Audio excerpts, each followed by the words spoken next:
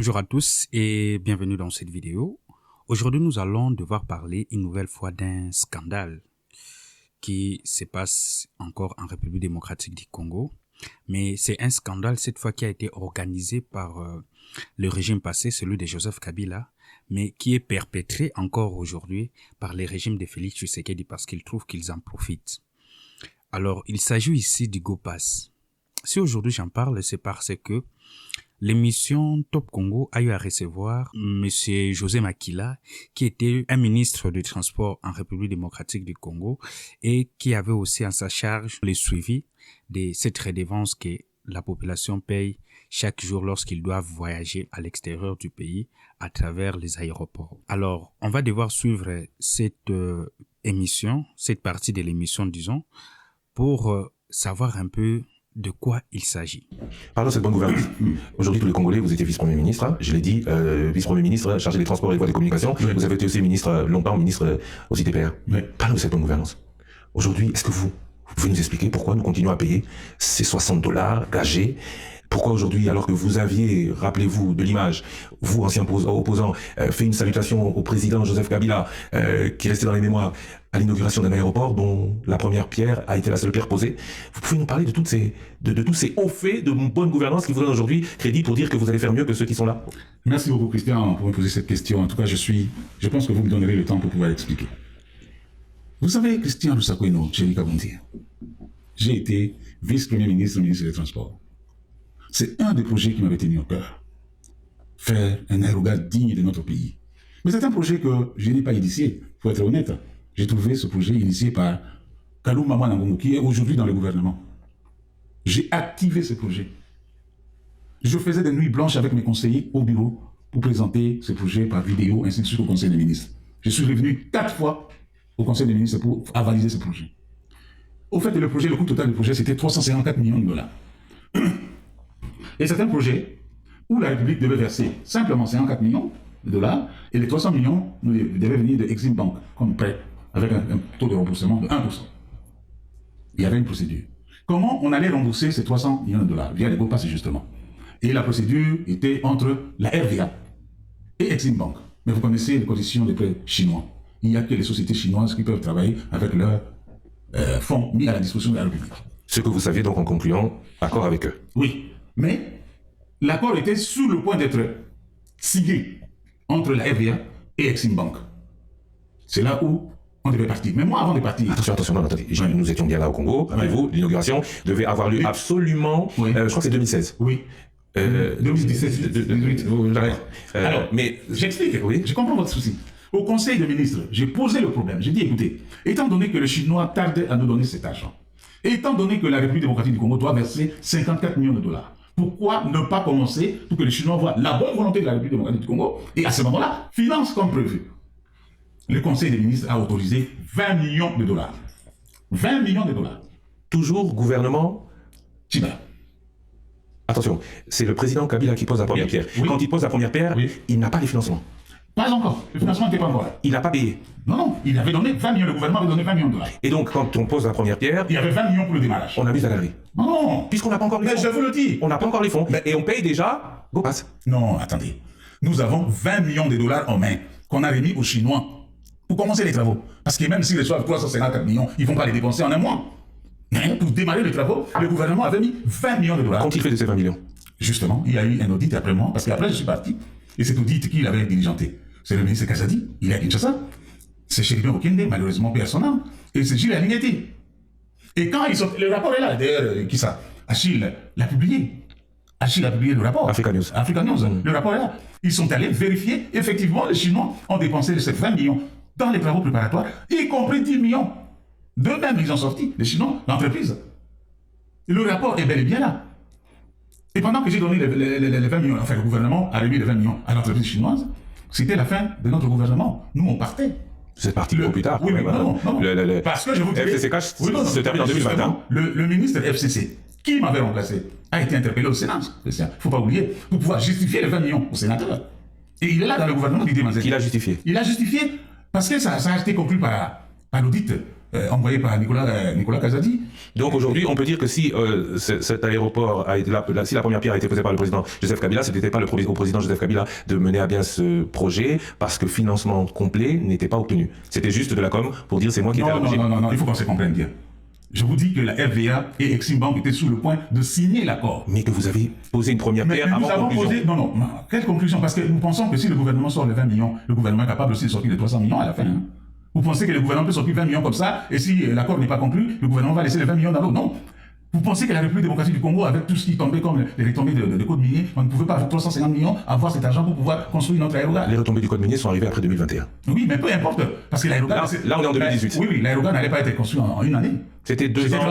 Non, c'était 36 mois. Oui, mais on avait déjà bien entamé 6 mois. Oui, mais il y avait déjà des travaux préparatoires. 2 ans et demi. Oui, il y avait déjà des travaux.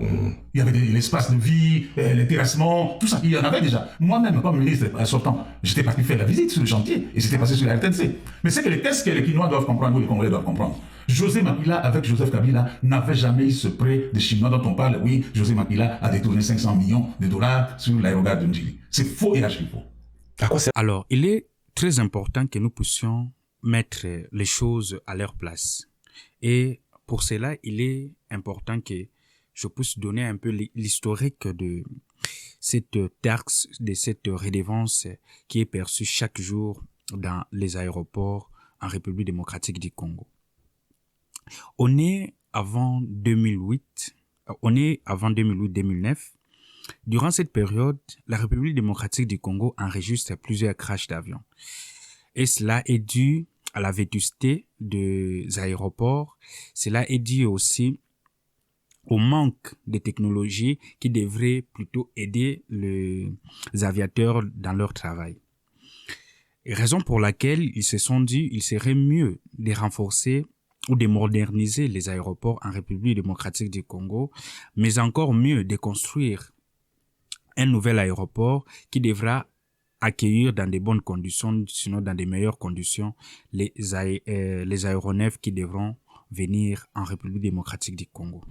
Cependant, il se pose une question de l'argent. Où est-ce qu'il faut trouver de l'argent? Où est-ce qu'on va trouver l'argent pour concevoir ces projets et le réaliser? C'est ainsi qu'ils ont été contactés. Une banque chinoise dénommée l'Exim Bank.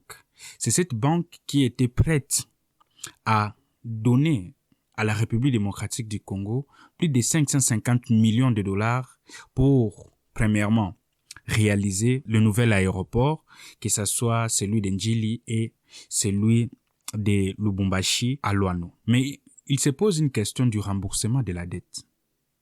Et c'est à travers cette question du remboursement de la dette qu'on a eu à créer l'EgoPass, qui est une sorte de redevance que doit payer tout passager qui devra voyager à travers l'aéroport afin que cet argent-là puisse servir de rembourser la dette que l'État congolais a pu contracter à travers l'Exim Bank pour la réalisation de l'aéroport, mais également la modernisation des aéroports qui sont encore opérationnels. Mais vous allez vous poser la question de savoir, depuis là, on n'a pas vu la réalisation de cet aéroport, l'aéroport d'Ndjili. On n'a pas vu la réalisation de l'aéroport de Luano, depuis 2009 jusqu'à aujourd'hui. Mais pourquoi c'est là? Eh bien, la réponse est tout à fait simple. Et cela a été donné par l'ambassade de Chine en 2020 qui a eu à dire ceci, que si on n'a pas eu à réaliser l'aéroport qui était convenu entre 2009 et 2008, c'est parce que l'argent n'avait pas été décaissé. Donc, pour dire, il y avait un accord de principe entre la République démocratique du Congo et l'Exim Bank pour que l'Exim Bank puisse prêter à la République démocratique du Congo plus de 555 millions de dollars américains en vue de la réalisation de ces deux aéroports pour moderniser les secteurs d'aviation en République démocratique du Congo. Cependant, cet argent-là n'avait pas été décaissé pour 3 raisons. La première des raisons, c'est que du côté du gouvernement congolais, cette dette devrait être ratifiée premièrement à travers l'Assemblée nationale, ce qui n'avait pas été fait, mais qu'en plus de cela, il fallait mettre une mise en place des garanties de remboursement.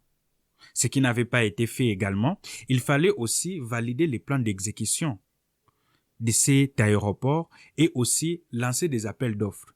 Ceci n'avait pas aussi été fait. Raison pour laquelle l'Exim Bank n'avait pas eu à émettre ou à décaisser cette dette. Cependant, il est légitime qu'on puisse se poser la question de savoir si la dette n'existait pas, parce que l'argent n'avait pas été décaissé. Pourquoi on paye les GoPass de 2009 jusqu'à aujourd'hui? Pourquoi cet argent-là va où?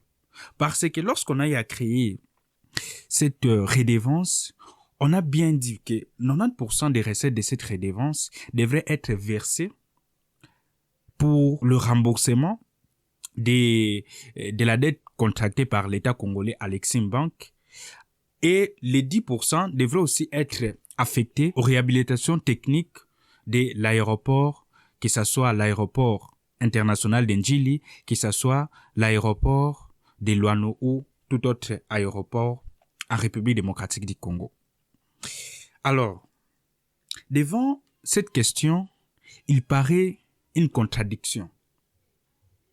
Il n'existe pas une dette, mais on fait payer à la population une redevance, soi-disant pour rembourser une dette qui est inexistante. Et on justifie encore aujourd'hui, parce que ça a été fait par le ministre des Transports qui était là en 2020, M.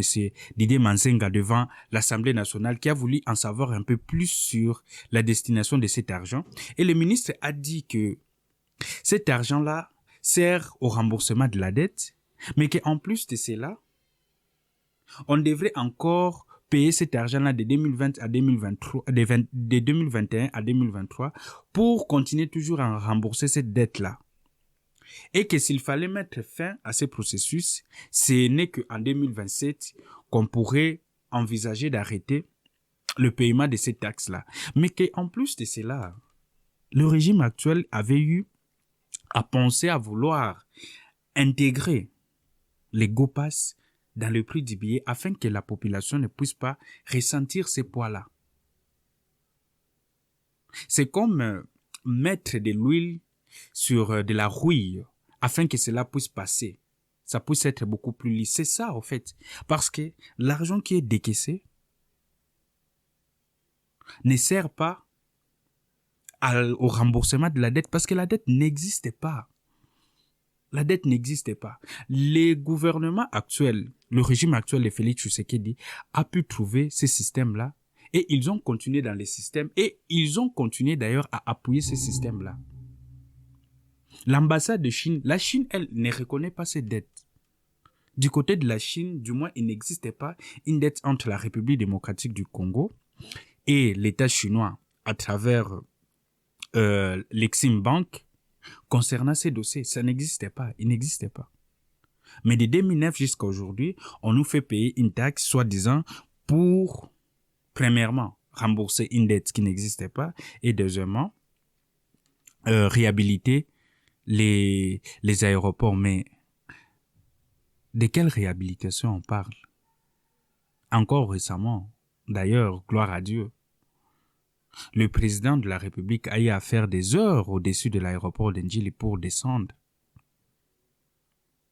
Pourquoi? Parce que il n'y avait pas de cadre technique approprié pour un aéroport. Ça n'existait pas. Et cela avait été démontré par un expert qui est passé sur Bossolo Politique, qui est un aviateur congolais, qui a eu à expliquer que pour eux, pour qu'ils puissent descendre, ils sont obligés de calculer l'altitude et la longitude en tête, parce qu'il n'existait pas de mode d'assistance dans l'aéroport. Ça n'existait pas. Et si le président avait connu un malaise ou sinon que l'avion avait à faire crash, on devrait accuser aujourd'hui le Rwanda, disant que c'est le Rwanda qui a eu à organiser cela, alors que c'est nous-mêmes à l'interne. Alors cet argent-là part où? Les régimes passés a eu à profiter de ces systèmes, les régimes actuels aussi en profitent. Ah, ezala tourne à bango biso pétolia. C'est ça, malheureusement. Et ce sont ces gens-là qui, pour certains, pensent que ceux-là qui sont là ne méritent pas d'y être parce qu'eux, ils veulent rectifier les tirs alors qu'ils ont commis plusieurs bavures. Et ceux-là qui sont là, eux pensent que non, c'est aussi leur tour de manger. Alors que lorsqu'ils étaient à l'opposition, ils parlaient du peuple. Aujourd'hui, ça n'existait pas. Même le slogan « peuple d'abord », c'est juste un slogan qui a été jeté aux oubliettes. C'est ça, malheureusement.